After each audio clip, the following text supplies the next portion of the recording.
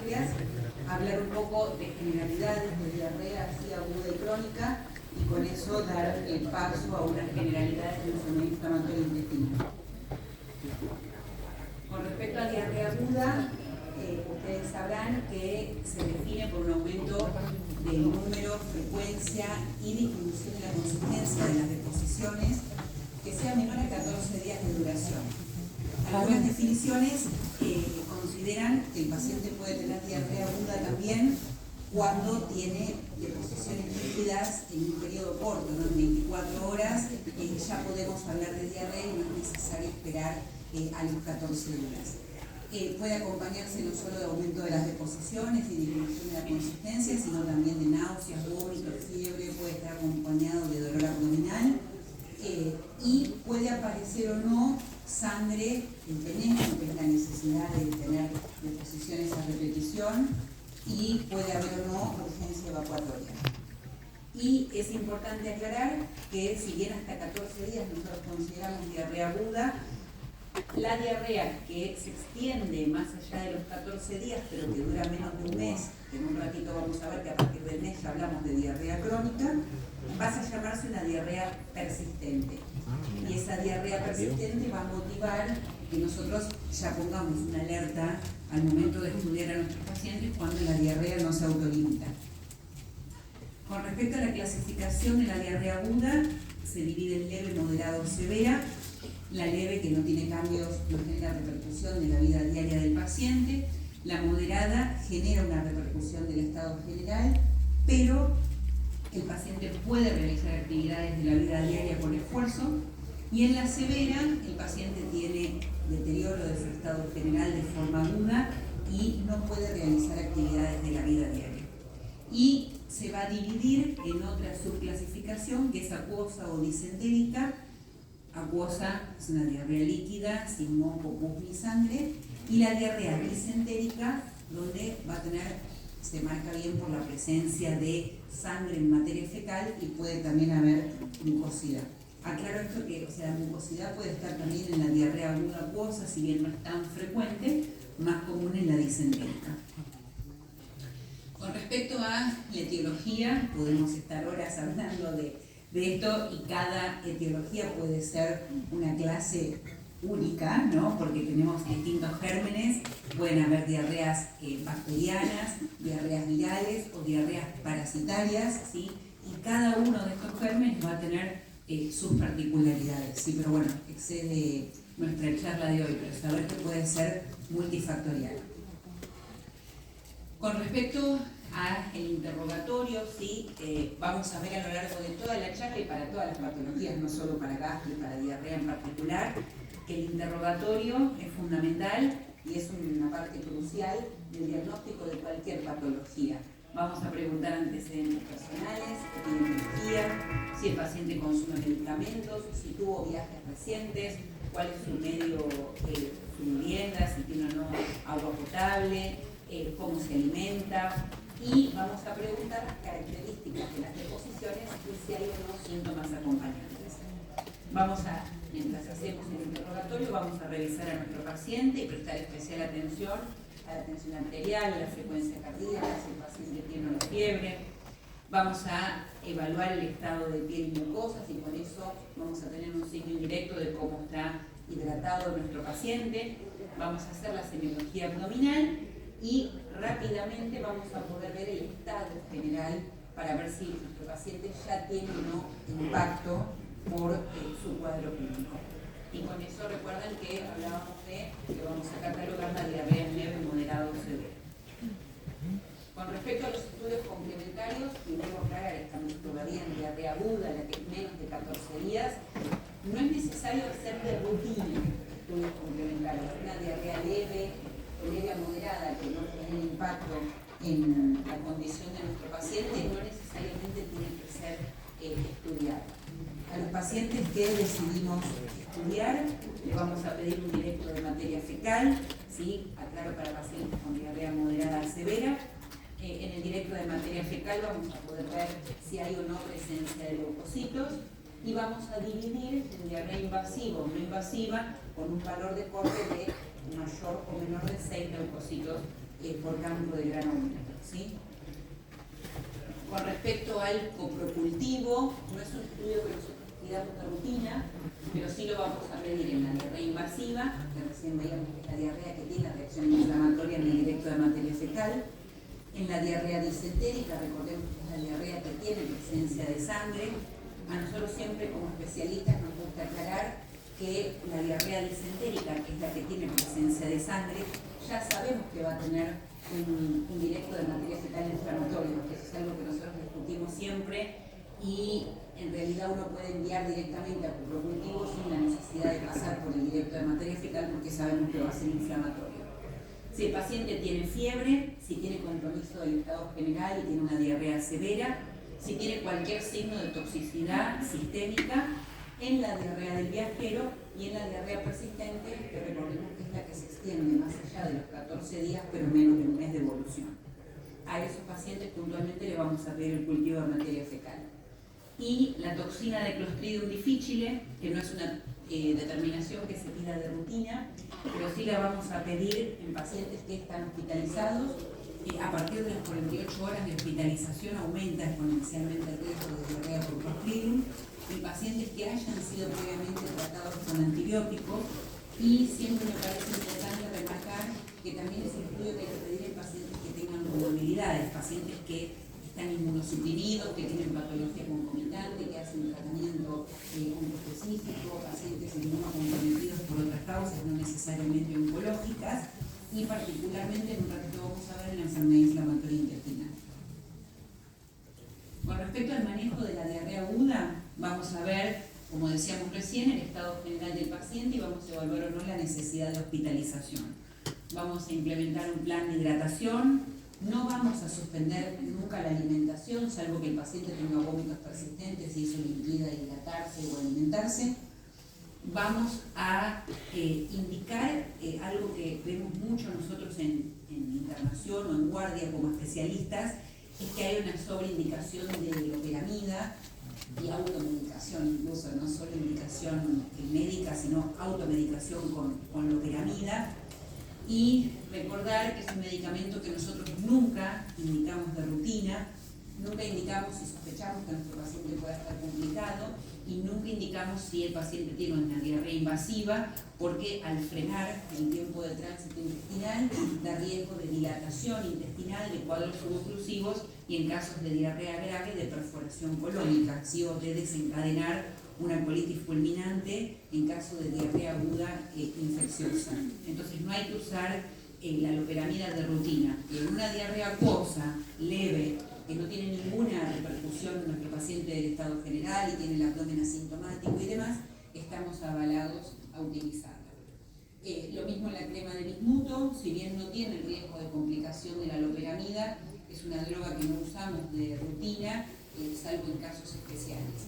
No está demostrado el uso beneficioso de probióticos. Nosotros hoy vemos que indicamos suratina, antihistamina, distintos probióticos. Ahora está el Probiomax, que acaba de salir al mercado, que son probióticos, la mayoría de ellos de venta libre, y si bien tienen amplia, o sea, se utilizan muy ampliamente en la práctica, no es algo que esté demostrado en la bibliografía que tenga sentido, no administrar en diarrea aguda. ¿Y en qué caso vamos a usar antibióticos? No de rutina, hay una sobreindicación de antibióticos y eso genera resistencia, sino que antibióticos vamos a usar particularmente en la diarrea por Clostridium difficile, en la diarrea del viajero, en algunos casos de diarrea persistente, sí podemos identificar germen causal y si el coprocultivo es positivo, pero no vamos a usar estudios antibióticos de rutina sin tener estudios y sin tener un coprocultivo que documente infección. Bueno, un poco resumiendo lo que hablábamos recién, si nosotros tenemos aumento de las deposiciones, vamos a evaluar todos los síntomas acompañantes que revisamos recién. Si no hay ningún síntoma de alarma y es una diarrea acuosa, no disentérica, que van a ver que es, del lado izquierdo de la pantalla, la diarrea acuosa, leve, únicamente necesita hidratación y pautas de alarma. Es en la diarrea que podemos eventualmente usar loperamida, pero si ya pasamos a una enfermedad moderada severa, que es la que tiene repercusión del estado general. Si es asociada a la diarrea del viajero, estamos avalados en ese caso a usar antibióticos, pero si no es una diarrea asociada al viajero y es moderada severa, nosotros vamos a ver si, por supuesto, estudiarlo siempre, que es lo que charlamos hace un ratito con el coprocultivo, y evaluar si el paciente tiene o no fiebre y el tiempo de duración. ¿Sí? Recuerden que si tiene fiebre, la fiebre siempre es un factor de alarma para estudiar a nuestros pacientes, más si se extiende más de 72 horas el cuadro clínico, y ahí evaluamos si somos más cautos a la hora de indicar comida o otros tratamientos y consideramos, según el resultado del coprocultivo, el tratamiento antibiótico. Pero si ya pasamos al gráfico a la derecha, digamos, a la diarrea disentérica, que es la diarrea sanguinolenta, ¿sí? Si el paciente no tiene fiebre, ahí vamos a esperar el cultivo de materia fecal, pero si el paciente ya tiene una diarrea disentérica severa asociada a fiebre, si es asociada al viajero, vamos a dar tratamiento específico, y si no es asociada al viajero, lo vamos a considerar, pudiendo esperar o no el resultado del coprocultivo según, para indicar los antibióticos, no según el resultado.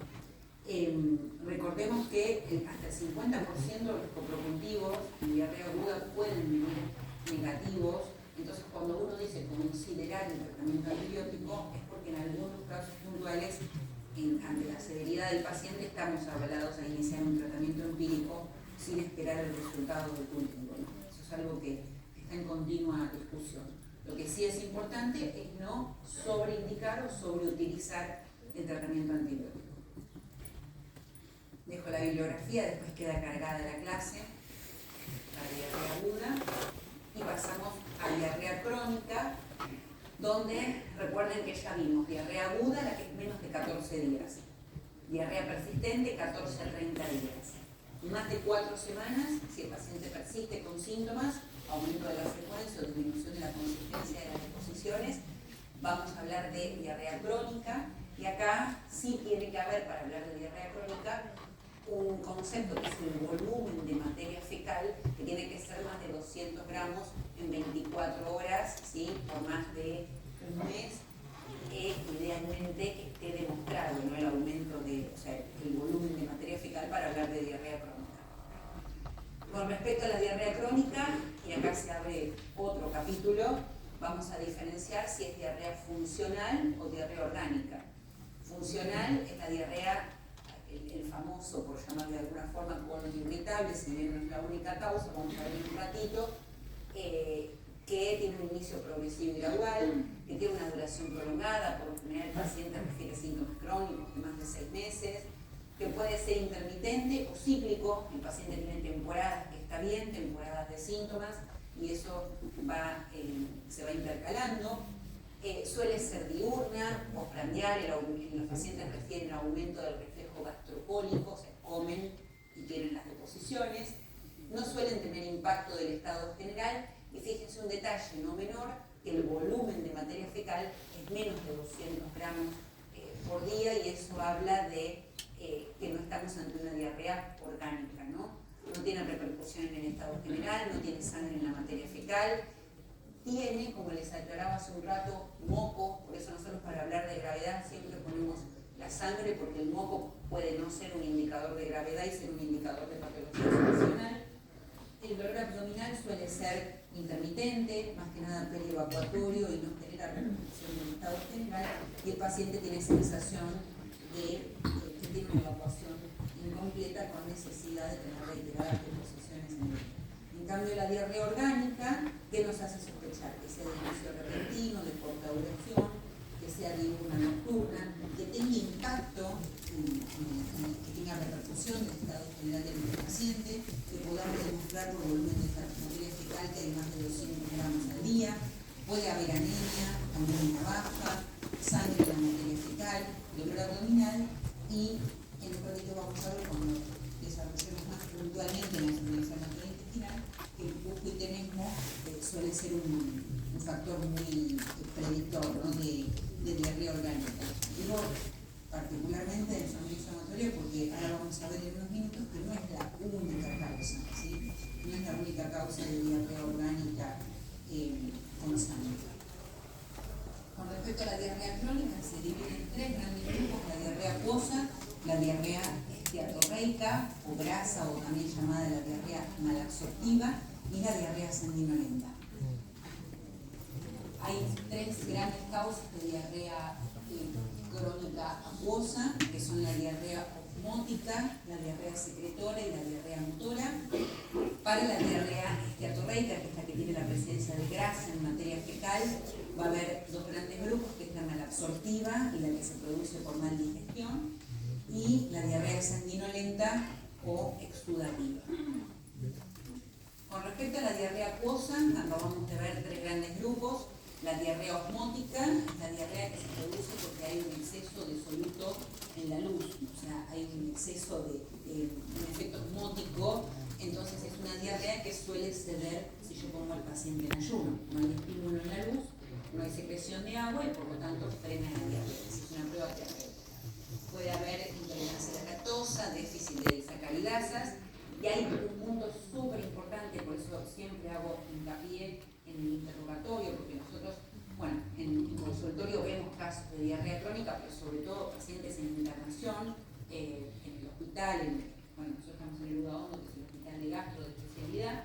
Hemos tenido pacientes internados con grave repercusión del estado general, con deshidratación severa y requerimiento de internación por uso de laxantes. Y es algo que si uno no refuerza en el interrogatorio, no sale porque el paciente naturaliza su uso o dice mejor no lo voy a contar porque es algo tabú. Entonces muchas pacientes incluso o pacientes lo usan para bajar de peso o acompañado de dietas hiperrestrictivas que ahora están muy a la orden del día, digamos, de hacer dietas restrictivas y usar laxantes osmóticos. Entonces es algo que si no interrogamos no vamos a poder encontrar, y por ahí estamos tiempo buscando la causa y la tenemos en la mesita de luz del paciente, ¿no? La diarrea secretora, que es por transporte anormal de iones y que suele persistir a pesar del ayuno, porque es por hipersecreción acuosa, la dan los tumores neuroendocrinos, la colitis microscópica. No sé si habrán escuchado nombrar, pero dentro de las colitis microscópicas tenemos la eosinofílica, la colágena, la linfocítica, como tres grandes grupos, que son colitis que no dan lesión macroscópica en la colonoscopía, o a lo sumo dan apenas un puntillado blanquecino, pueden llegar a dar, pero que pasa inadvertido a la hora de hacer el estudio endoscópico y que se diagnostica por biopsia, ¿no? Por eso microscópica. Los adenomas vellosos de recto también son causa de diarrea secretoria, y ahí es como un bermoco acompañando la diarrea acuosa. Y la diarrea colerética, o por malabsorción de sales biliares, que tiene distintas causas: resecciones extensas de ilion en pacientes con cirugías complicadas de la válvula ureterocecal, o pacientes colecistectomizados. Sí, es una causa muy frecuente ver la diarrea colerética y se comporta como una diarrea secretora.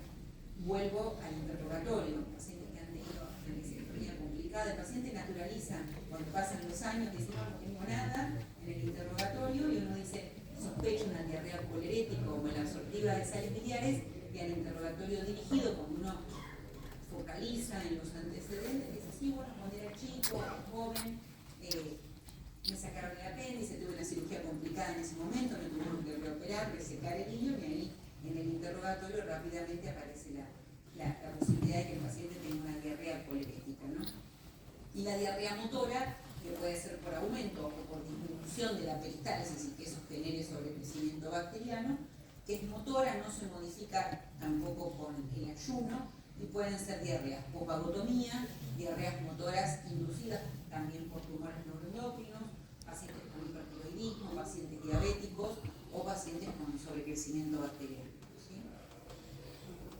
Con respecto a la diarrea esteatorreica, que es la que tiene presencia de grasa en la materia fecal, documentada por estudios, ¿no? de materia fecal, puede ser por mal digestión, donde el problema va a estar en la luz del intestino y no en la pared, que por lo general tiene una causa creativo-biliar, o sea, faltan enzimas en la luz del intestino y eso genera mal digestión en la fase luminal de la digestión en la luz, y la fase malabsortiva, que es la fase mucosa y de transporte, donde ya para tener diarrea malabsortiva tengo que tener lesión de la pared intestinal, sea de la mucosa, de la submucosa, muscular, o o posmucosa o pospared intestinal en los ganglios linfáticos.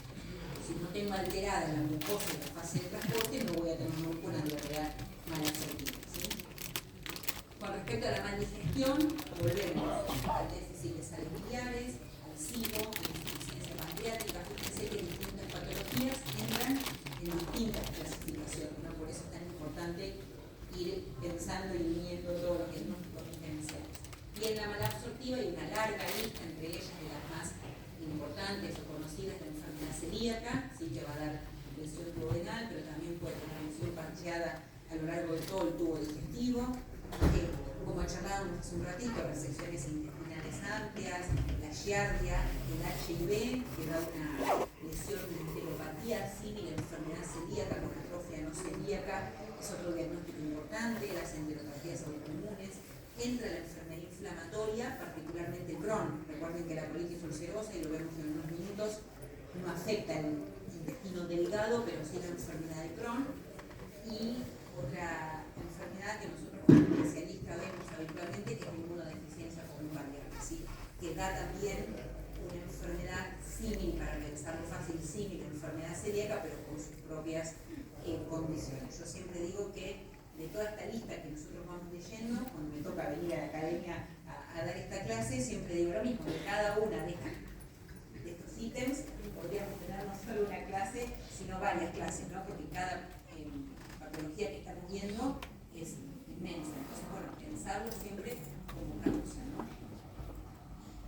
Con respecto a la diarrea exudativa, es la diarrea que va a tener lesión mucosa, y con eso vamos a tener exudado de sangre, moco y o proteínas que vengan de la mucosa intestinal dañada.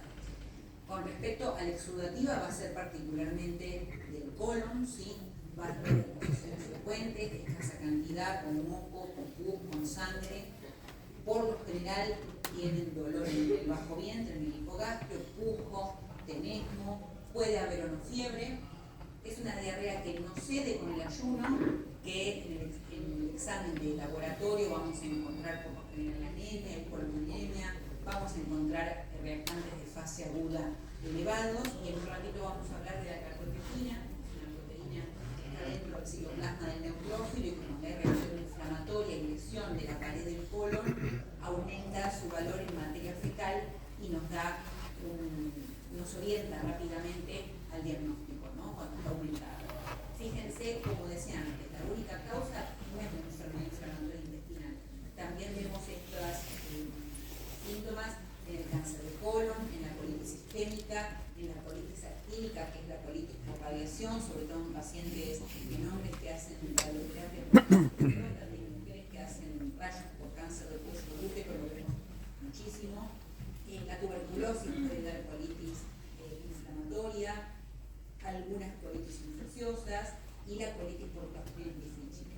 La colitis por Clostridium siempre nos gusta aclarar como especialistas que es más probable que les dé una diarrea exudativa con moco, poco frecuente que dé sangrado, salvo en los casos de colitis fulminante, ¿no? Entonces, bueno, tener en cuenta que es una causa de diarrea exudativa, pero no busquen sangrado, salvo que sean colitis graves por Clostridium, ¿no? Con respecto al diagnóstico, vuelvo siempre a lo mismo. El interrogatorio va a ser una pieza fundamental de cualquier patología que ustedes quieran buscar, no solo para gastro y para la clase de hoy de diarrea. Particularmente para nosotros vamos a ver las características de la exposición, la edad, los antecedentes del paciente. Entonces, este es un interrogatorio dirigido y ayudado por nosotros como especialistas. Ver si el paciente tiene un HIV, eso abre las aguas. La diarrea siempre se divide en paciente HIV negativo o positivo. Si el paciente es diabético, si tiene o no hipo o hipertenderismo, si tiene rayos, si tiene o no resecciones intestinales. Bueno, vamos a preguntar todos los antecedentes. Con respecto a la medicación, todos los medicamentos que consume, y particularmente, como digo, si nosotros nos ayudamos a preguntar particularmente los laxantes, es probable que tengamos ahí una respuesta, si no vamos al interrogatorio dirigido, ver si el paciente tiene un dolor abdominal, si perdió peso, si tiene impacto de su estado general. Con respecto al examen físico, vamos a ver el estado de hidratación, el estado nutricional, el peso actual y el habitual, una práctica que nosotros usamos mucho, sobre todo mostrar la foto del documento del paciente. Eso me enseñó a mí cuando hacía semiología en su momento, que si uno ve la foto del DNI, rápidamente puede saber si el paciente está o no realmente deteriorado, porque a veces nos dicen, tenemos un paciente en buen estado general todavía, pero si vemos una foto de un tiempo anterior, podemos rápidamente ver o no el deterioro, ¿no? Hacer la semiología abdominal, ver si el paciente tiene una ascitis, si tiene edemas, si tiene aftas orales, y el tacto rectal es algo que vamos a evaluar caso por caso. No es que necesariamente a todo paciente con diarrea hay que hacer el tacto rectal, pero sí se impone si el paciente tiene un dolor perianal, si tiene exudado, moco, o si tenemos fuerte sospecha de que tenga lesión perianal, ¿no? Y acá se abre otro punto, que como digo, excede puntualmente esta clase, porque es algo que nosotros vemos mucho en la práctica, que las enfermedades de transmisión sexual, sobre todo la clamidia, la sífilis, dan lesiones similares a la enfermedad inflamatoria intestinal, y para nosotros es un diagnóstico diferencial muy fuerte y puede estar acompañado de lesión perianal. Entonces, en ese caso, si nosotros tenemos sospecha, no hay que dejar de lado el examen perianal y el tacto rectal, porque eso nos va a dar mucha información. Lo mismo si piensan en cáncer de ano, de recto o patología tumoral, ¿no? Con respecto al laboratorio, vamos a ver un laboratorio de rutina, y a eso puntualmente le vamos a agregar calcio, fósforo y magnesio, lo que nosotros llamamos en el laboratorio de realimentación, o el laboratorio de desnutrición, para ver cómo están los parámetros nutricionales, la eritrosedimentación y la PCR, dos marcadores de inflamación aguda y también crónica, para ver si están aumentados, si nos orienta la etiología, el proteinograma, el perfil tiroide, los anticuerpos de la enfermedad celíaca, y siempre pedimos determinación de HIV en estos pacientes, porque recuerden que abrimos las aguas en paciente HIV positivo o negativo. Con respecto al análisis de materia fecal, en diarrea crónica puntualmente pedimos volumen de materia fecal de 24 horas y vamos a catalogar la diarrea con un volumen mayor o igual a 200 gramos por día de materia fecal. Podemos pedir determinación de grasa, y particularmente hoy usamos un estudio semi-cuantitativo que es el esteatocrito, seguro del que más han escuchado hablar es el test de Van de Kammer, pero es un estudio que no es muy amigable para el paciente, tiene que hacerse con ingesta grasa, lleva recolección de 72 horas, y si bien es el gol estándar, fue reemplazado en los últimos años por el esteatocrito, que es un estudio semi-cuantitativo, que es el estudio hoy en día de elección, y que es positivo cuando es mayor al 4%. Y si bien requiere una ingesta grasa, no es una ingesta grasa con apremio de 72 horas como lo han estado. Tiene una alta sensibilidad, especificidad y un valor predictivo positivo del 90%. Con respecto a las proteínas en materia fecal, pensando en una diarrea malabsortiva, ¿sí? Usamos el tren de alfa-1 antitricina, que es cuantitativo, que va a requerir recolección de 48 horas, no 24, y tiene un valor positivo cuando es mayor a 16 mililitros al día, y lo usamos mucho nosotros para la enteropatía perdedora de proteínas, ¿no? Particularmente en nuestra especialidad, más que nada para la enfermedad celíaca, no lo solemos usar tanto para otras patologías o para inmunodeficiencia común variable, más para patología del tubo digestivo proximal. Y el ionograma fecal no está disponible en todos lados. De hecho, nosotros, por ejemplo, a pesar de ser hospital de hiperespecialidad, en este momento no lo tenemos disponible, que es medir sodio y potasio en materia fecal y ver si tiene más o menos de 125 milimol por kilo la materia fecal, y con eso dividir las aguas en diarrea osmótica o secretora, ¿no? Es un estudio que, si tuviéramos disponible, seguramente usaríamos mucho más, pero bueno, no es algo que esté estandarizado y disponible en todos, aún privado. Con respecto a otros estudios, la sangre oculta en materia fecal, esto particularmente el método inmunológico, ya no usamos más la técnica del guayaco, porque bueno, tiene mucha interferencia con otras causas, ¿no? Que no sean puntualmente colónicas, que se sigue utilizando, sobre todo en el clínico de cáncer de colon.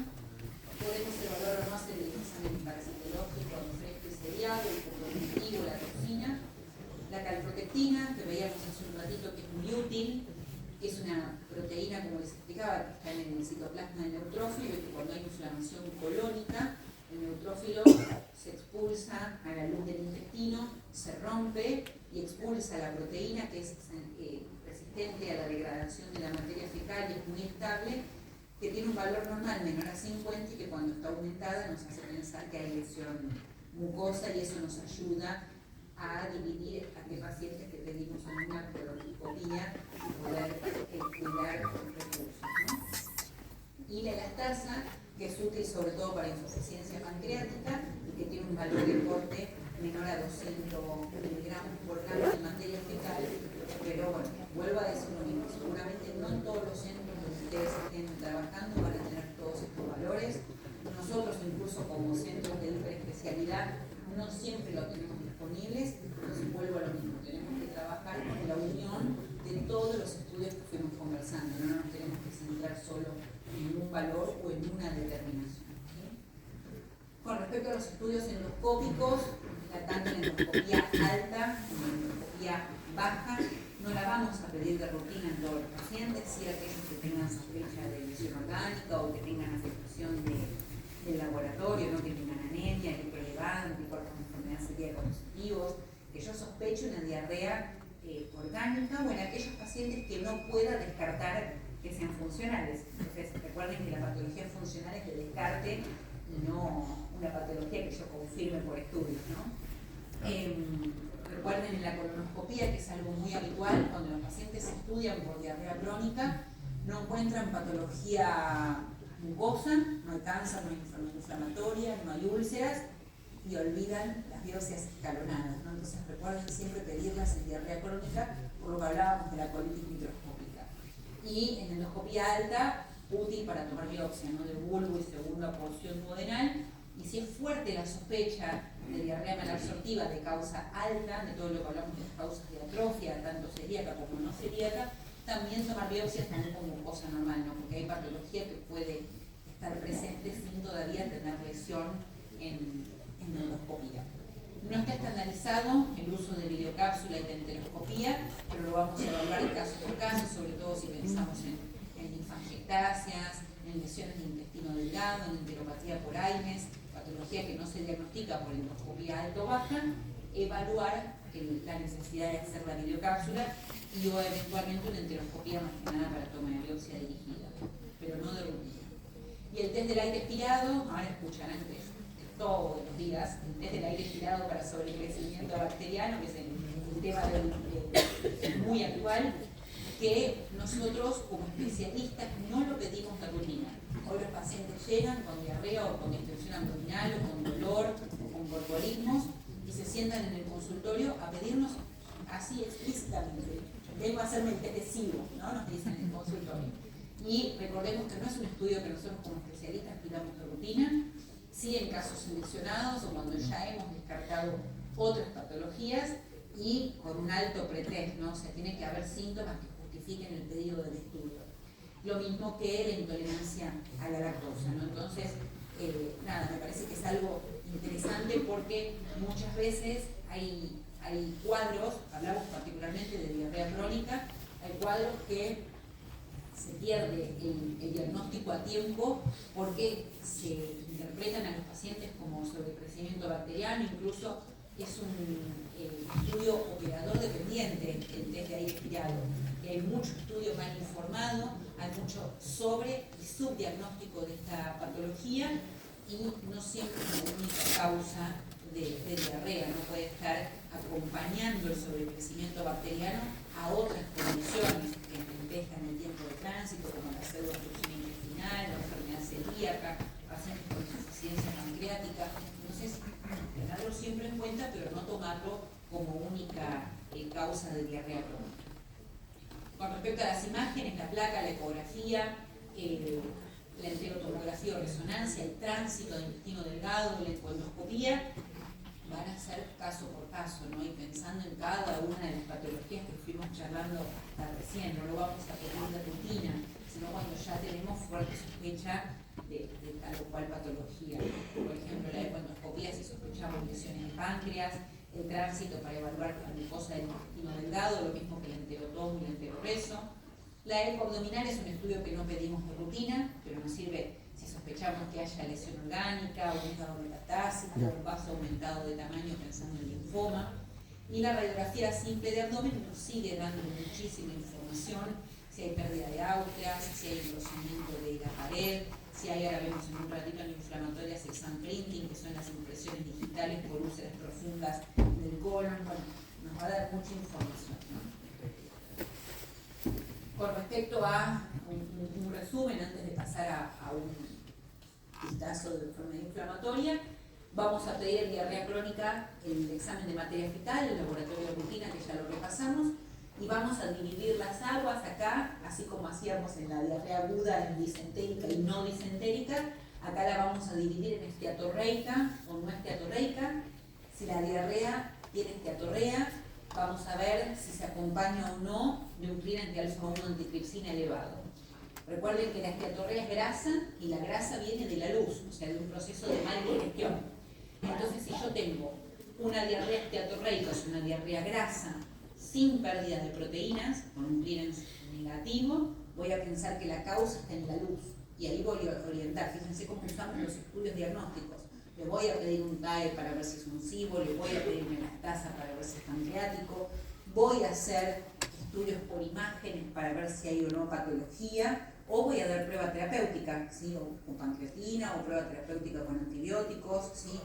Pero, digamos, lo voy a tener en la luz, la patología, no en la pared intestinal. En cambio, si yo tengo una diarrea esteatorreica, que es una diarrea grasa, con clearance positivo, ahí voy a ir a buscar dónde tengo la enteropatía, ¿no? En qué segmento del intestino delgado tengo lesión mucosa o más allá de la mucosa, lesión de transporte, no en los linfáticos.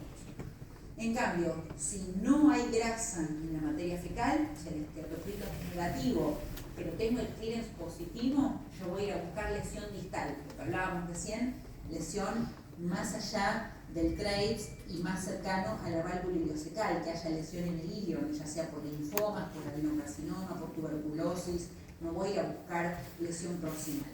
Y si tengo todo negativo, si tengo la grasa normal y no hay pérdida de proteínas, voy a ir a buscar lo que hablábamos al principio de la charla, la diarrea osmótica, si hay uso de laxantes, si es una diarrea colerética por sales biliares, y ahí voy a hacer o prueba terapéutica y por supuesto voy a seguir pidiendo los estudios para ver las causas, ¿no? Recuerden también la diarrea microscópica, ¿no? Por eso hablan de la colonoscopía y la endoscopía con biopsias, y para ver que no haya lesión microscópica, sobre todo colágena, linfocítica, eosinofílica, ¿sí?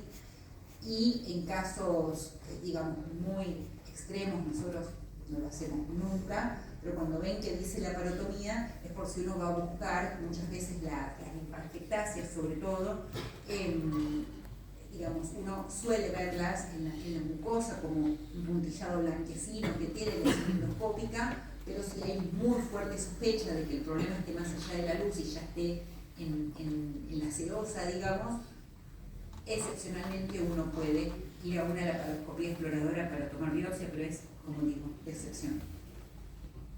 Les dejo la bibliografía y antes de pasar al módulo de páncreas, hacemos un breve repaso de la enfermedad inflamatoria intestinal, que es mi área de expertise, ¿no? hace más de 15 años. Son un gran grupo de enfermedades, ¿sí? De etiología autoinmune, ¿sí?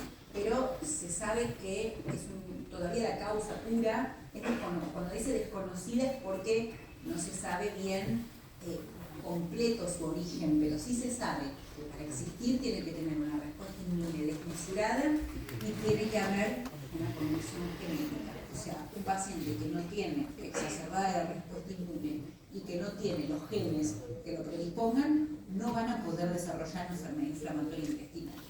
Va a dar lesiones en distintos segmentos del tubo digestivo, dependiendo si es colitis ulcerosa o Crohn. La extensión y la profundidad va a ser variable.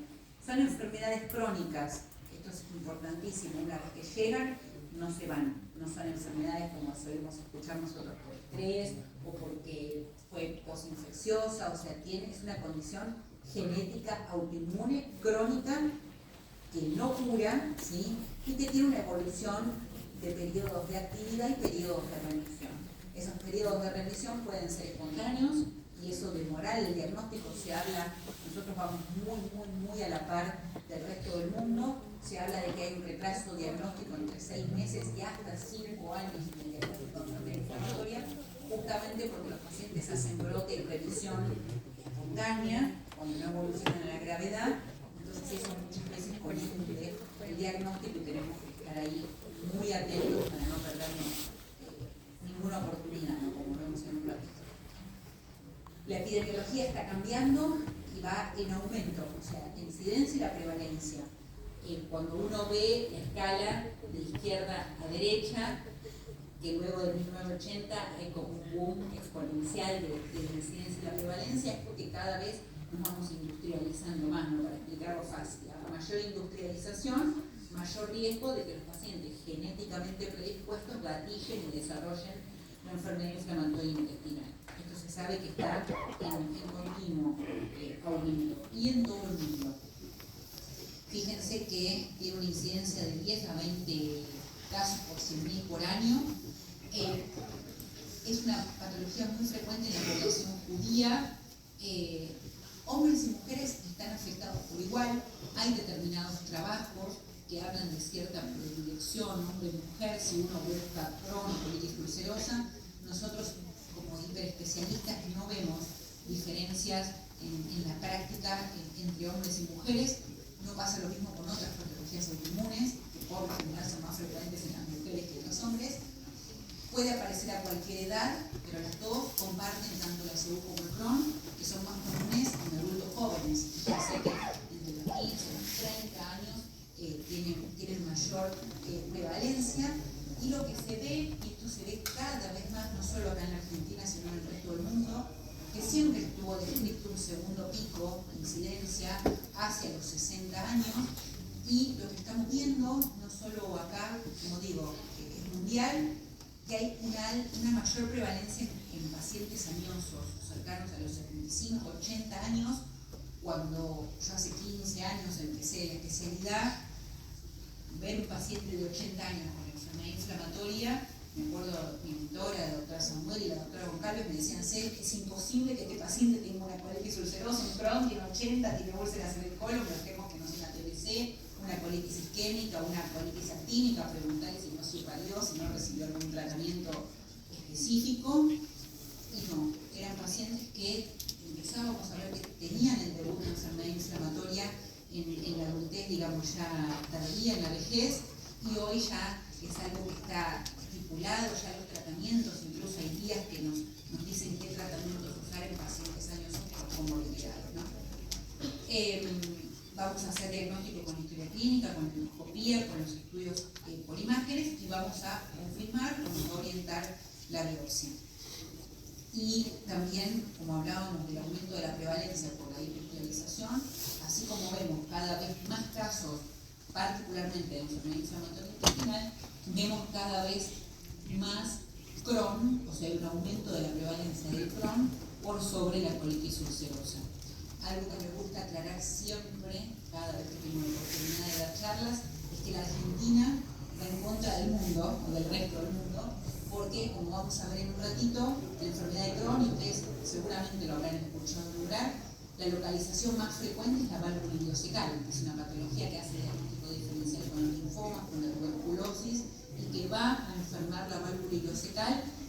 El 50% de los Crohn son ileocecales, pero nosotros en la Argentina tenemos altísima prevalencia, y eso hemos hecho trabajos de Crohn colónico, Crohn puro de colon, sin afectación renal, sin otras pistas que nos hagan pensar que es un Crohn puro. Entonces tenemos muchos pacientes diagnosticados como colitis ulcerosa que en la evolución nos demuestran que son Crohn, y siempre estamos muy atentos a eso porque los tratamientos y los cuidados son diferentes, ¿no? Eso es algo muy importante para nuestro país. Con respecto a la fisiopatología, siempre insistimos en lo mismo: sin la genética, sin el componente inmune desmesurado, no hay enfermedad inflamatoria, y esto está acompañado por dos grandes factores que son el componente medioambiental y la microbiota, ¿sí? Con respecto a el medio ambiente, va a funcionar no como causa, sino como gatillo. Si el paciente no está genéticamente con una respuesta inmune desmesurada, por más medio ambiente favorable que tenga, no va a desarrollar la enfermedad, ¿sí? Cuando hablamos de medio ambiente, volvemos a la contaminación, la industrialización, los alimentos, los fármacos, el tabaco, ¿sí? Son todas causas que gatillan la aparición de la enfermedad inflamatoria. Y cuando hablamos de microbiota, ahora les voy a mostrar un gráfico que si se fijan, este gráfico súper complejo, pero no tanto. Nosotros necesitamos la genética, ¿no?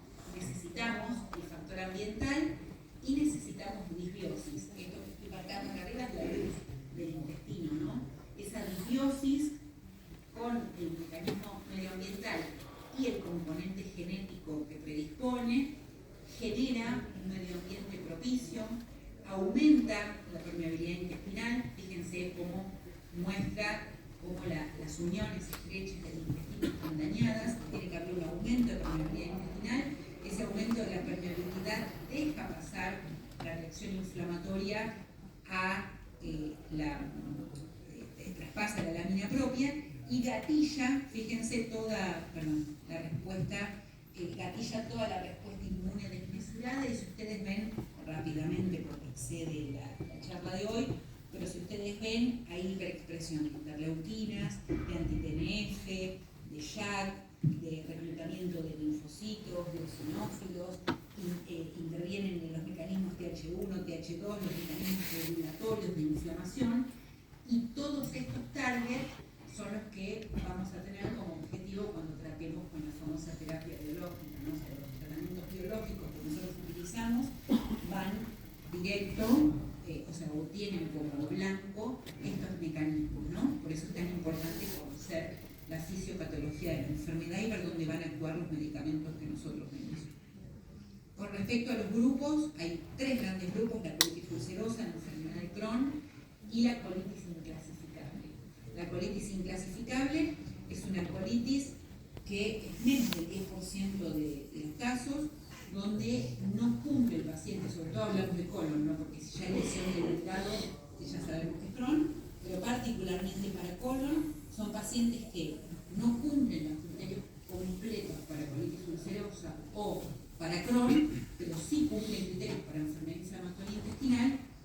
Por suerte son un porcentaje bajo, y lo importante de la inclasificable es que si nosotros como especialistas no la pensamos, son estos pacientes que yo les contaba que pasan años sin diagnóstico y con síntomas, justamente porque no los pueden encasillar. Entonces quedan como colitis inespecíficas, inflamatorias, que van y vienen, pero la gravedad y el tratamiento, digamos, es el mismo que para la colitis ulcerosa y para el Crohn. Entonces, para esos pacientes, como especialistas, elegimos drogas que estén avaladas y aprobadas para las dos indicaciones. No los dejamos sin tratamiento.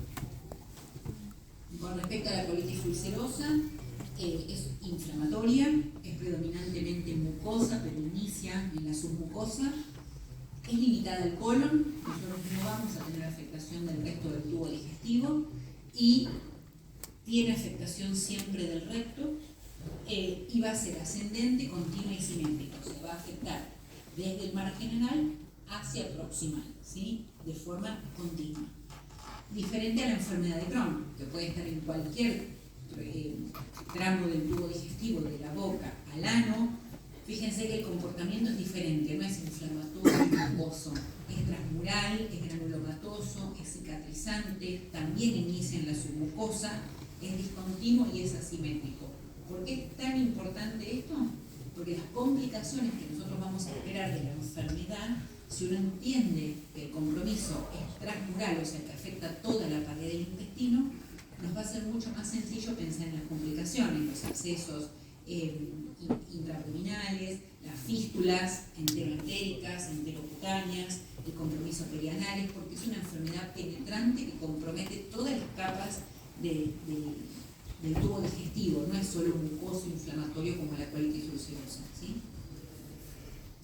Estaba lo que les decía de las inclasificables, cuando no las podemos catalogar, y hay algo más todavía, que es la colitis indeterminada, que hablamos de indeterminada cuando el paciente es refractario al tratamiento o hace una colitis fulminante, necesita cirugía y aún con la pieza quirúrgica colónica no podemos establecer con certeza si es una colitis ulcerosa o un Crohn. Y acá como un comentario, lo más importante o la complejidad que nos va a traer que sea una colitis indeterminada es que nos va a dificultar poder decidir si a nuestro paciente le hacemos o no un pouch ileal. Recuerden que el pouch ileal es una cirugía de reconstrucción del intestino específicamente para la colitis ulcerosa, aunque hay casos muy puntuales de Crohn que lo pueden hacer, no es nuestro gusto como especialistas, pero hay casos en el mundo. Entonces, que sea indeterminada nos va a hacer poner el alerta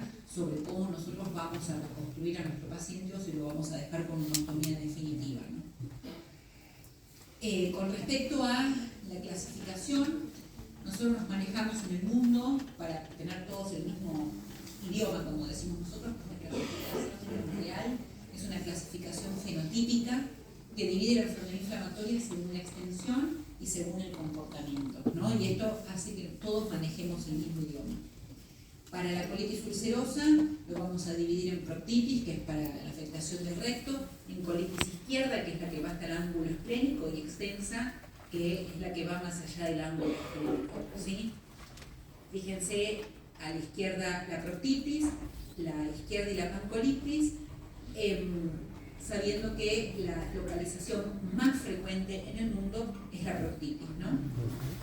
Y para la enfermedad de Crohn, fíjense que siempre el Crohn es más complejo, lo va a dividir por edad de comienzo, ¿sí? La A es de edad, de age, que va a ser si el paciente empieza antes de los 16, entre los 17 y los 40 o más allá de los 40, la localización, si es ileal, si es colónica, si es iliocolónica, que hay un modificador que fíjense que es el L4, que es para delgado proximal, y esto es tan importante porque los pacientes que tienen lesión de tubo digestivo alto tienen peor pronóstico, son pacientes más graves, con más riesgo de necesitar cirugía, de tener el intestino corto y de tener mucha morbilidad. Entonces es muy importante saber si el paciente tiene compromiso digestivo proximal y funciona como un modificador L4. Y el comportamiento, si es puramente inflamatorio, si es estimulante, si es icturizante, y la P es el modificador perianal, para dividir si tiene o no compromiso del periano, y eso se suma a las anteriores, ¿no? Y también es un factor de gravedad, un marcador de gravedad. Con respecto al diagnóstico, lo vamos a dividir entre la clínica, la endoscopía, la histología, la imagen y la serología. Ninguno de estos puntos sirve solo. Nosotros vamos a hacer diagnóstico uniendo todos estos ítems y probablemente no los tengamos todos positivos, pero si los vamos uniendo vamos a llegar a un diagnóstico. Con respecto a la clínica y digamos, de los pacientes con colitis ulcerosa y con Crohn, no ahondo en eso porque ya lo fuimos charlando. Vamos a esperar lo mismo que veníamos charlando de las diarreas agudas, crónicas, disentéricas, no disentéricas. En la colitis ulcerosa van a esperar encontrar diarrea, urgencia evacuatoria, pujo, tenesmo, sensación de evacuación incompleta, moco, sangre. En cambio en el Crohn van a encontrar más una diarrea, como la que mencionábamos, de un deterioro del estado general, un paciente adelgazado, con diarrea acuosa, sin tanto sangrado, con dolor abdominal. Si es un paciente que tiene más una repercusión del estado general que en sí una clínica marcada por la diarrea, ¿no? Para las dos patologías puede haber una fiebre que habla de actividad inflamatoria y siempre nos pone una alerta para buscar que el paciente no esté complicado, ¿no? Con respecto a la endoscopía, recuerden siempre que acá sí es mandatorio hacer endoscopía y que el estudio de elección no es la colonoscopía a secas, sino la iliovideocolonoscopía. Un estudio de calidad tiene que tener canulación de la válvula ileocecal, porque si nosotros no hacemos un estudio adecuado podemos perder diagnóstico de enfermedad de Crohn. Hay distintos índices, nosotros todo en inflamatoria nos manejamos por índices, por clasificaciones y demás. Como digo, la importancia no es que lo hacemos por capricho, sino que si el paciente va entre distintos especialistas o ven diferentes médicos y demás, todos tenemos que manejar el mismo idioma. Entonces, manejar a eso, nos manejamos con índices y clasificaciones. Y como una aclaración que siempre hacemos, los pacientes que están severos pueden tener colonoscopía completa, pero no los que tienen sospecha de colitis fulminante. Si tienen toxicidad sistémica, si tienen deterioro sensorio, hipotensión, taquicardia y demás, con fuerte sospecha de colitis fulminante, uno a lo sumo puede llegar a hacer una rectoscopía corta sin inflación para ver si hay o no úlceras y arrimar el diagnóstico, pero no con una colonoscopía completa. Es importante tomar biopsias, ¿sí? Esto, si tomamos por segmentos, nos aumenta el rédito diagnóstico. Deben fijarse en formol y siempre hay que hacer suficientes datos en el pedido de endoscopía para poder que el patólogo que ve la muestra pueda orientarnos al diagnóstico, ¿no? Como digo, es una unión de hepatitas, digamos, no es solo la endoscopía, solo la biopsia, solo la clínica, entonces necesitamos juntarnos entre todos para sumar datos. No me voy a extender en la histología, pero sepan que cuando nosotros miramos lo que yo llamo la letra chica de la anatomía patológica, no nada más que el diagnóstico que me diga favorece el intestinal, colitis ulcerosa o Crohn, nosotros como especialistas leemos toda la letra chica, porque todo esto que ustedes ven acá orienta más a una u otra patología, siendo, como decía, muchas de esas inclasificables que nosotros veíamos ese 10%, mirando la letra chica logramos reducir ese pool de pacientes que no cierran para una patología o para la otra, ¿no? Con respecto a las imágenes que nosotros usamos, la placa del abdomen para nosotros es una aliada fundamental, como digo, saber mirar bien una radiografía directa de abdomen es tan o más importante que tener un informe de tomografía, de enterotomografía, de enteroresonancia, o sea, es fundamental para nosotros. Recuerden siempre, si sospechan complicación, pedir el par radiológico con tórax. Hay algo que ya se está haciendo acá en la Argentina, no tanto en ámbitos públicos, salvo en clínicas, y sí más en el ámbito privado, que es la ecografía Doppler. Cuando hablamos de ecografía Doppler, no es el Doppler pluriportal que nosotros estamos acostumbrados a usar en hígado, sino el Doppler intestinal. Es lo que hoy viene en el mundo. Es hacer una ecografía con señal Doppler del intestino, tanto para delgado como para colon.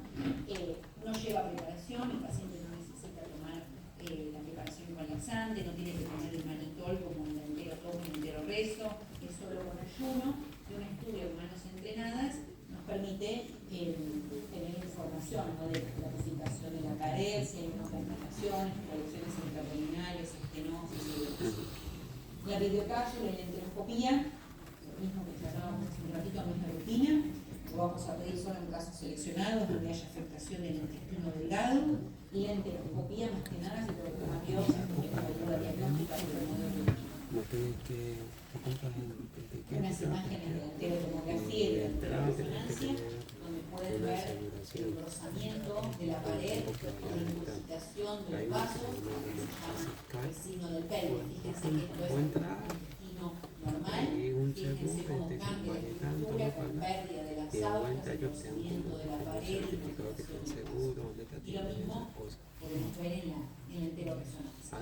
Si nosotros tenemos que elegir la enterotomografía y la enteroresonancia, empleamos con la enteroresonancia, así o sea, le gana en sensibilidad y especificidad al enterotomo, pero en manos entrenadas la enterotomografía tiene también buen rédito diagnóstico.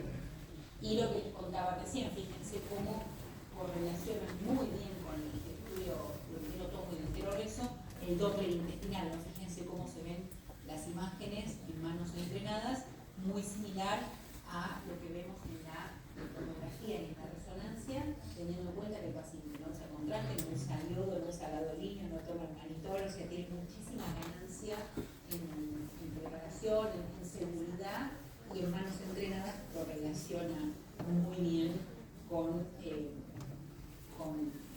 los estudios por imágenes del enterotomo y el enteroreso. Algo importante de aclarar acá, que por ahí es algo que no está tan utilizado, que en general lo hacen los médicos especialistas en diagnóstico por imágenes, pero ya hay lugares del mundo donde se están empezando a entrenar los gastroenterólogos también para hacer estos estudios. El tema es que, bueno, hay que primero hacer el internamiento en ecografía convencional para poder hacer el Doppler intestinal, ¿no? Y cuando aclaramos como toda ecografía que es operador dependiente, es que para tener el crédito comparable a una tomografía o a una resonancia tiene que ser en manos entrenadas, ¿no?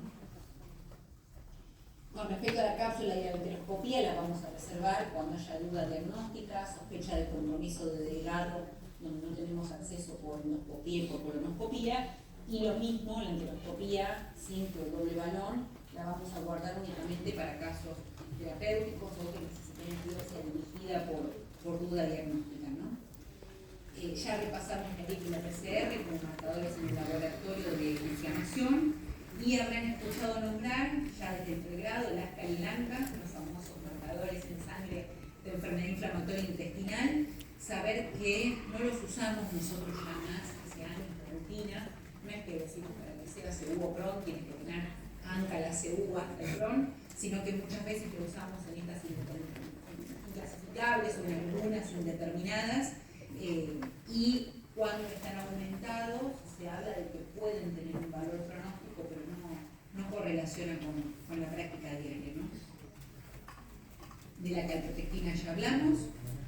Y saber, para ya ir finalizando, que tanto la colitis ulcerosa como la enfermedad de Crohn son dos, es el estudio Ibsen, a la izquierda para la colitis ulcerosa, son cohortes, y a la derecha la enfermedad de Crohn, donde nos muestran el comportamiento, ¿no?, de la enfermedad inflamatoria, en periodos de actividad y de remisión, donde lo más frecuente es que, para la colitis ulcerosa, si ven en el gráfico de la izquierda, lo más frecuente es que tenga lo mismo que para el Crohn, fíjense los dos porcentajes mayores, un inicio, un pico de síntomas, y que después evolucione con periodos de actividad y remisión.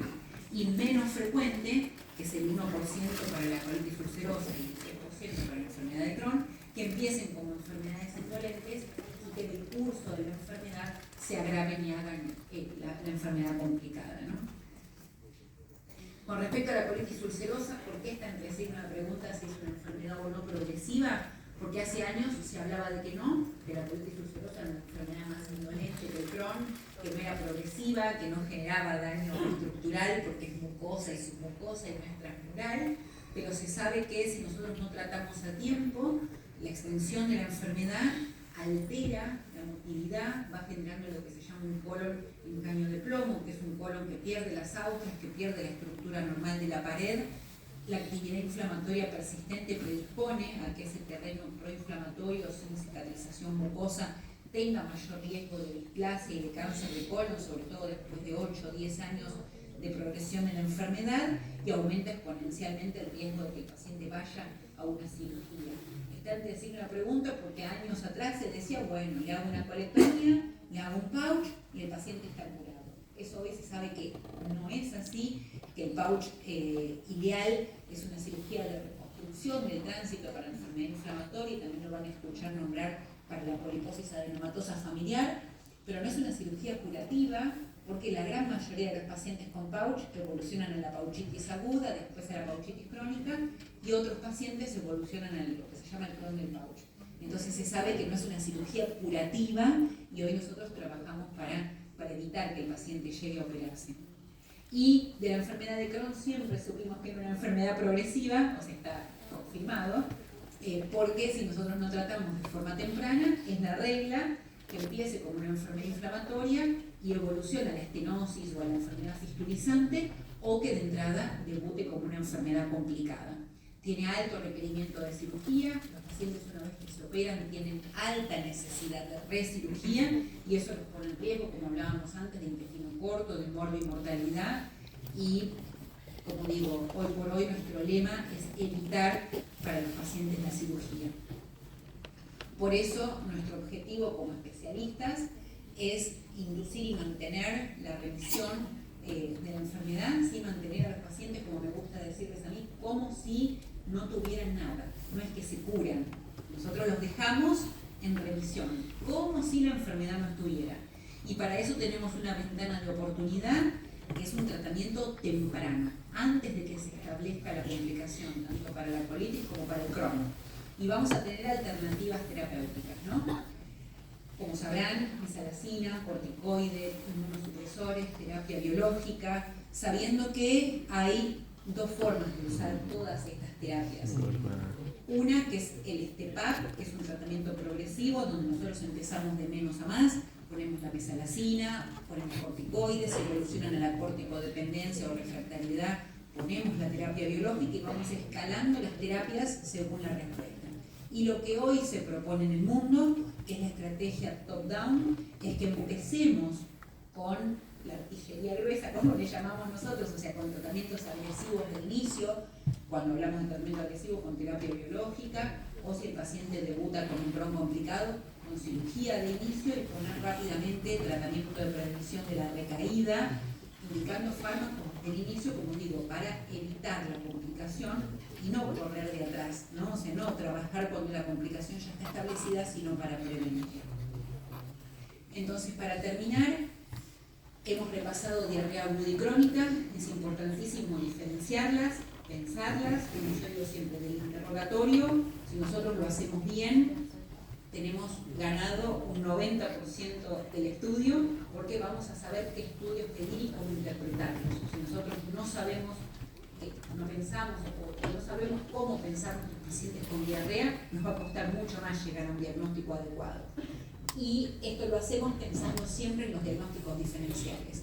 Si nosotros no tenemos un conocimiento sólido, no centrarnos solo en la patología pura del tubo digestivo, sino en las enfermedades sistémicas que comprometen el tubo digestivo, si nosotros no abrimos el mapa, no vamos a poder llegar en la mayoría de los casos a un diagnóstico adecuado. Y es importante también saber diferenciar la colitis ulcerosa de la enfermedad de Crohn, porque si bien están adentro de lo que se llama la enfermedad inflamatoria intestinal, son enfermedades completamente diferentes, ¿sí? Una de la otra. Entonces, necesitamos saber como especialistas qué enfermedad estamos tratando, y nosotros hoy tratamos por objetivos, no es que tratamos a todos los pacientes igual. Nosotros queremos objetivos, que es una respuesta clínica rápida, en días, máximo semanas, no más que eso. Ahí ya queremos respuesta y remisión clínica. Queremos remisión de todos los parámetros de inflamación y de la calprotectina fetal en semanas, o máximo 3 meses de diagnóstico o de inicio del tratamiento de la enfermedad, y queremos normalización endoscópica entre los 9 meses y el año de inicio del tratamiento. Entonces, por eso, cuando hablamos que tratamos por objetivos, si esos objetivos no los vamos cumpliendo, rápidamente escalamos y rotamos los tratamientos. Y si ya estamos en tratamientos avanzados, rotamos dentro de la terapia biológica para alcanzar nuestros targets. Y cuando hablamos de no perder la ventana de oportunidad, es hacer un diagnóstico precoz, llegar a tiempo, si tienen fuerte sospecha, derivar a tiempo al especialista, y así no nos perdemos la ventana de oportunidad, que es tratar antes de que la enfermedad esté complicada y ya establecida. Gracias.